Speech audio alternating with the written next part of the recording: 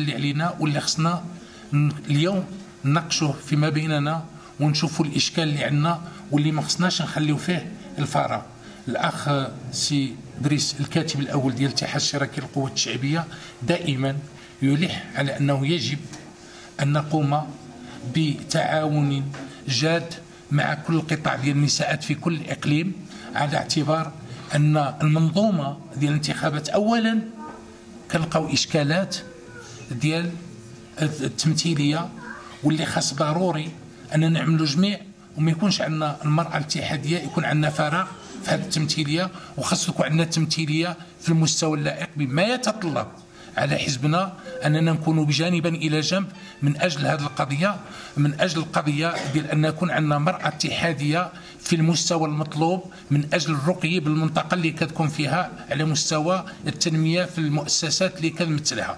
اخواني اخواتي، كنتمنى لكم التوفيق وكنتمنى لكم النجاح، وحنا في جنبكم ككتابه جهويه.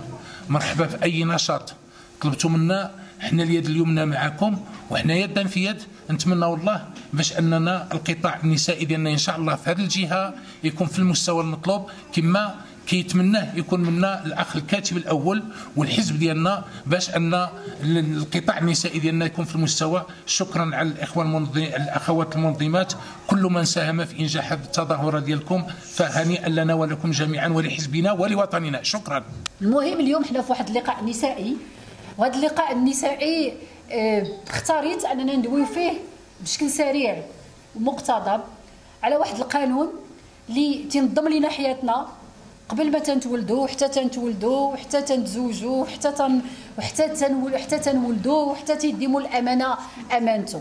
هذا القانون تنظم الحياه ديال المغاربه والمغربيات كلهم، سواء كانوا هاد الناس في اسره غنيه او لا كانوا في اسره فقيره، سواء كانوا ساكنين في موزار الكندر ولا ساكنين في افران ولا في صفر ولا في كازا ولا في الرباط ولا في حميد الغزلان ولا في العيون، سواء كانوا ناس قاريين ولا ماشي قاريين، سواء كانوا ناس كبار ولا صغار. هذا القانون كلنا تنعرفوه، وهو القانون اللي تنظم حياتنا واللي على اساسه حنايا كنساء اتحاديات تنديروا جوله في المغرب كامل باش نحاولوا نتفاعلوا مع المغاربه والمغربيات حول هذا القانون. هذا القانون هو القانون ديال مدونه الاسره. أنا كنعتقد بأنه الحركة النسائية في المغرب ساهمت عموما والنساء الاتحاديات خصوصا في انتزاع مكاسب مهمة حقوقية للنساء المغربيات اللي كتشملها المساواة والعدالة الاجتماعية على أرض الواقع، خصوصا فيما يتعلق بمدونة الأسرة اللي وصلت اليوم 18 سنة من بعد صدورها. إذن حنا في الحقيقة ما يمكنش ننكروا المكتسبات المهمة اللي تحققت بفعل الإرادة السياسية والمجهودات المبذولة من طرف المناضلات المغربيات وجمعيات المجتمع المدني، وعلى رأسهم نساء الاتحاد الاشتراكي للقوات الشعبية.